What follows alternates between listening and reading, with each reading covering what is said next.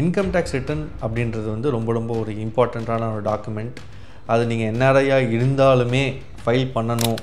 20லேருந்து 30% வரைக்கும் வந்து TDS detect பண்ண வாய்ப்பு இருக்குது என்ஆர்ஐயாக இருந்தால். அதுக்கப்புறம் தான் போயிட்டு சார் நான் 5 வருஷமாக ஃபாரினில் தான் இருக்கேன், நான் என்ஆர்ஐ அப்படின்லாம் வந்து எக்ஸ்பிளைன் பண்ணி டிபார்ட்மெண்ட்டுக்கு புரிய வச்சு அதை வந்து நாக் ஆஃப் பண்ணுறதுக்குள்ளே வந்து போதும்னு ஆகிடுது. இந்த மாதிரி பல பேருக்கு வந்து நோட்டீஸும் வந்து வந்திருக்கு. அதே மாதிரி விசா ப்ராசஸிங் டைம்லேயும் வந்து இன்கம் டேக்ஸ் ரிட்டர்ன்ஸ் வந்து கேட்க வாய்ப்புகள் இருக்குது.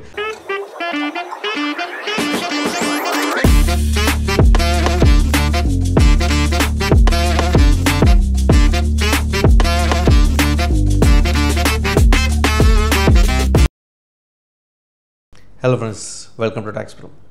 இன்றைக்கி நம்ம ஒரு இம்பார்ட்டண்ட்டான டிஸ்கஷன் தான் பண்ண போகிறோம். என்ஆர்ஐஸ் வந்து கம்பல்சரியாக இந்தியாவில் வந்து இன்கம் டேக்ஸ் ரிட்டர்ன் ஃபைல் பண்ணணும் அப்படின்றது தான் என்னோடய ஒப்பீனியன். ஏன் அப்படின்ற ரீசன்ஸ் தான் வந்து இந்த வீடியோவில் வந்து நம்ம பார்க்க போகிறோம். இப்போ நீங்கள் வெளிநாட்டில் வந்து ஒர்க் பண்ணிகிட்ருக்கீங்க. எப்படி இருந்தாலும் கொஞ்ச நாள் ஒர்க் பண்ணிவிட்டு நான் இந்தியாவுக்கு வந்து செட்டில் ஆக போகிறேன்ப்பா அப்படின்ற ஒரு மைண்ட் செட்டில் இருக்கீங்க அப்படின்னா வந்து கண்டிப்பாக நீங்கள் இந்த வீடியோ வந்து பார்க்கணும். இன்கம் டேக்ஸ் ரிட்டர்ன் அப்படின்றது வந்து ரொம்ப ஒரு இம்பார்ட்டண்ட்டான ஒரு டாக்குமெண்ட். அது நீங்கள் என்ஆர்ஐயாக இருந்தாலுமே ஃபைல் பண்ணணும். ஏன் அப்படின்றது தான் வந்து நான் இந்த வீடியோவில் சொல்ல போகிறேன். ஃபஸ்ட்டு பாயிண்ட் வந்து பார்த்தோன்னா, நீங்கள் என்ஆர்ஐயாக இருந்தாலும் இங்கே என்ஆர்ஓ அக்கௌண்ட் வச்சுருப்பீங்க, சேவிங்ஸ் பேங்க் அக்கௌண்ட் இருக்கும், அதில் இன்ட்ரெஸ்ட் வந்துட்டுருக்கும், அதுக்கு வந்து டிடிஎஸ் வந்து டிடெக்ட் பண்ணிகிட்ருப்பாங்க. அதே மாதிரி இந்தியாவில் நீங்கள் சில இன்வெஸ்ட்மெண்ட்ஸ் பண்ணியிருக்கீங்க அப்படின்னாலும் வந்து அதுக்கு வந்து டிடிஎஸ் வந்து டிடெக்ட் பண்ண வாய்ப்புகள் இருக்குது. ஸோ இந்த டிடிஎஸ் அப்படின்றது வந்து இப்போ ஃபார் எக்ஸாம்பிள் நீங்கள் ஒரு பேங்க்கில் வந்து ஒரு 10 லட்ச ரூபா எஃப்டி வச்சுருக்கீங்க.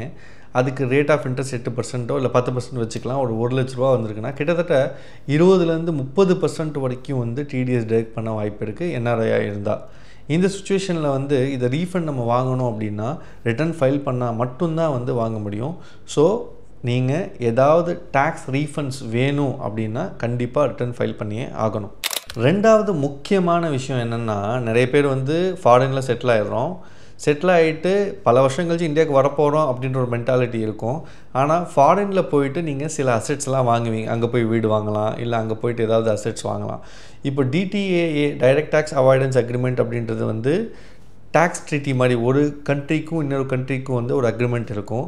அதே மாதிரி ஷேரிங் ஆஃப் இன்ஃபர்மேஷன், இவங்க வந்து இந்தியாவில் இருக்கிற ரெசிடென்ட்ஸ், ஃபாரின் ரெசிடென்ட்ஸ் பற்றி அந்த கண்ட்ரிக்கு ஷேர் பண்ணுறது. இப்போ ஃபார் எக்ஸாம்பிள் வந்து ஒரு யூஎஸ் சிட்டிசன் இந்தியாவில் இருக்காங்க அப்படின்னா அவங்களோட டீட்டெயில்ஸ் வந்து யூஎஸ் டிபார்ட்மெண்ட்டுக்கு வந்து கொடுப்பாங்க. அதே மாதிரி வந்து யூஎஸில் இருக்கிற இந்தியன்ஸ் பற்றி வந்து இந்தியாவில் வந்து ஷேர் பண்ணுவாங்க. ஸோ இது ஜென்ரலி ஷேர் பண்ணுற இன்ஃபர்மேஷன்ஸ் தான்.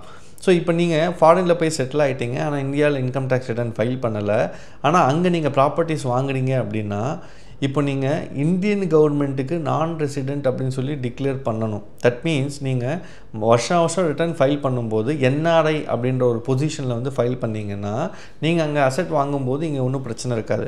வேறஸ் நீங்கள் ரிட்டனே ஃபைல் பண்ணாமல் இருக்கும்போது என்ன ஆகுதுன்னா, ஒரு 4-5 வருஷம் கழிச்சுட்டு இந்த இன்ஃபர்மேஷன் ஷேர் ஆகும்போது என்ன இவர் வந்து ஃபாரினில் அசெட் வாங்கியிருக்காரு, ஆனால் இந்தியாவில் எந்த டேக்ஸும் கட்டலை அப்படின்ற மாதிரி வந்து நோட்டீஸ் வருது. அதுக்கப்புறம் தான் போயிட்டு சார் நான் 5 வருஷமாக ஃபாரினில் தான் இருக்கேன், நான் என்ஆர்ஐ அப்படின்லாம் வந்து எக்ஸ்பிளைன் பண்ணி டிபார்ட்மெண்ட்டுக்கு புரிய வச்சு அதை வந்து நாக் ஆஃப் பண்ணுறதுக்குள்ளே வந்து போதும்னு ஆகிடுது. இந்த மாதிரி பல பேருக்கு வந்து நோட்டீஸும் வந்து வந்திருக்கு. ஸோ நீங்கள் அங்கே அசெட்ஸ் வாங்குறீங்க, ஃபாரின் இன்ட்ரெஸ்ட் கேபிட்டல் அசெட்ஸோ இல்லை ஏதாவது ஒன்று வாங்குறீங்க அப்படின்னா வந்து கண்டிப்பாக இங்கேயும் ஒரு ரிட்டர்ன் ஃபைல் பண்ணுறதுல உங்களுக்கு தப்பு கிடையாது. சரி, ரிட்டர்ன் ஃபைல் பண்ணுறதுன்றது வந்து பெரிய செலவும் உங்களுக்கு ஆக போகிறது கிடையாது. ப்ளஸ் வந்து அது ஒரு டாக்குமெண்டேஷனாகவும் வந்து உங்களுக்கு இருக்கும். ஒரு லீகலி கம்ப்ளைண்ட்டாக வந்து நீங்கள் இருப்பீங்க. என்னதான் ஃபாரினில் இருந்தாலும் நம்ம ஊரில் வந்து நம்ம ப்ராப்பர்ட்டி ரெண்ட்டுக்கு விடுறது, இல்லை அட்ரஸ் ப்ரூஃப் வேணும் அப்படின்லாம் வந்து இருக்கும். ஸோ மெயினாக வந்து இன்கம் டேக்ஸ் ரிட்டர்ன் ஃபைல் பண்ணுறதுனால அது ஒரு அட்ரஸ் ப்ரூஃபாகவும் வந்து இருக்கும். ஃபார் எக்ஸாம்பிள் நீங்கள் ஃபாரின் மூவ் பண்ணுறீங்க, ஒரு அட்ரஸ்லேருந்து இன்னொரு அட்ரஸ்க்கு எனக்கு வந்து நான் என்னோடய டாக்குமெண்ட்ஸ் எல்லாம் வரணும், லெட்டர் வரணும், இந்த மாதிரி மாற்றணும் அப்படின்னும் போது so income tax return file பண்ணும்போது அந்த அட்ரஸ் அப்டேட் பண்ணால் அதுவும் உங்களுக்கு வந்து ஒரு அட்ரஸ் ப்ரூஃபாக இருக்கும். ஸோ இன்கேஸ் நீங்கள் ஏதாவது ஒரு பிஸ்னஸ் பண்ணணும், அங்கேருந்து இங்கே ஏதாவது பிஸ்னஸ் பண்ணணும், எனக்கு அட்ரஸ் ப்ரூஃப் இல்லை, எனக்கு வந்து ஜிஎஸ்டி கிடைக்கல, இந்த மாதிரி பல கம்ப்ளைண்ட்ஸ் வந்து வந்துட்டுருக்கு. ஸோ அப்போது நீங்கள் இங்கே வந்து அந்த ப்ராப்பர்ட்டி டீட்டெயில்ஸ் இதெல்லாம் வச்சு கரெக்டாக அட்ரஸ் ப்ரூஃபாக நீங்கள் மெயின்டைன் பண்ணும்போது ஏதாவது ஸ்பெசிஃபிக் ஒரு கவர்மெண்ட் ஆஃபீஸ்க்கோ எங்கேயாவது போகும்போது இது வந்து உங்களுக்கு அட்ரஸ் ப்ரூஃபாக வந்து தேவைப்படும்.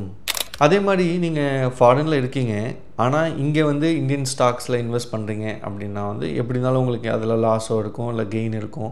லாஸ் இருந்தால் லாஸ் டிக்ளேர் பண்ணி ஃபைல் பண்ணுறதுனால இன்கேஸ் ஃப்யூச்சரில் உங்களுக்கு ஏதாவது ப்ராஃபிட் வந்தால் அதை செட் ஆஃப் பண்ணிக்கலாம். ஸோ லாஸஸ் கேரி ஃபார்வர்ட் பண்ணுறதுக்கும் வந்து இந்த இன்கம் டேக்ஸ் ரிட்டர்ன் ஃபைல் பண்ணால் யூஸ்ஃபுல்லாக இருக்குங்க. என்ன தான் நம்ம ஃபாரினில் இருந்தாலும் இங்கேயும் நம்ம பல டிரான்சாக்ஷன்ஸ் டீலிங்ஸ் வந்து பண்ணிகிட்ருப்போம் இல்லைங்களா. ஃபார் எக்ஸாம்பிள் லோன் அப்ளை பண்ணுறது, கிரெடிட் கார்டு வாங்குறது, பேங்க் ஸ்டேட்மெண்ட் ஓப்பன் பண்ணுறது, இந்த மாதிரி பல விஷயங்களுக்காக வந்து நமக்கு வந்து இந்த டாக்குமெண்ட் யூஸ் ஆகும். அதே மாதிரி விசா ப்ராசஸிங் டைம்லேயும் வந்து இன்கம் டேக்ஸ் ரிட்டர்ன்ஸ் வந்து கேட்க வாய்ப்புகள் இருக்குது. நீங்கள் ஃபாரினில் ஒர்க் பண்ணிட்டுருக்கலாம், டெம்பரரியாக ஒர்க் பண்ணலாம், அங்கேயும் உங்களுக்கு சேலரி ஸ்லிப்ஸ் வரும், அங்கேயும் டேக்ஸ் ஸ்லிப்ஸ் வரும். இன் அடிஷன் டு தட் இங்கேயும் இந்தியன் இன்கமும் உங்களுக்கு ஏதாவது இருக்குது இல்லை ரிட்டர்ன் இருக்கா அப்படின்னா வந்து கேட்கவும் வாய்ப்பு இருக்குது. ஸோ என்னை கேட்டிங்கன்னா ஜஸ்ட் ஒரு அட்லீஸ்ட் உங்களுக்கு எந்த வருமானமே இல்லைன்னா கூட ஒரு சின்னதாக ஒரு நில் ரிட்டர்ன் ஃபைல் பண்ணுறது வந்து நல்லதுங்க. இந்த அப்டேட்ஸ் யூஸ்ஃபுல்லாக இருக்குது அப்படின்னு நம்பினீங்கன்னா இந்த வீடியோ லைக் பண்ணுங்கள், ஷேர் பண்ணுங்கள், மறக்காமல் கொஞ்சம் சப்ஸ்கிரைப் பண்ணிடுங்க. ஹோப் இந்த அப்டேட் உங்களுக்கு யூஸ்ஃபுல்லாக இருக்கும்னு நம்புகிறேன். இதே மாதிரி இன்னொரு அப்டேட்டோட அடுத்த வீடியோவில் சந்திக்கலாம். அது வரைக்கும் உங்கள் Karthik from tax bro. Thank you.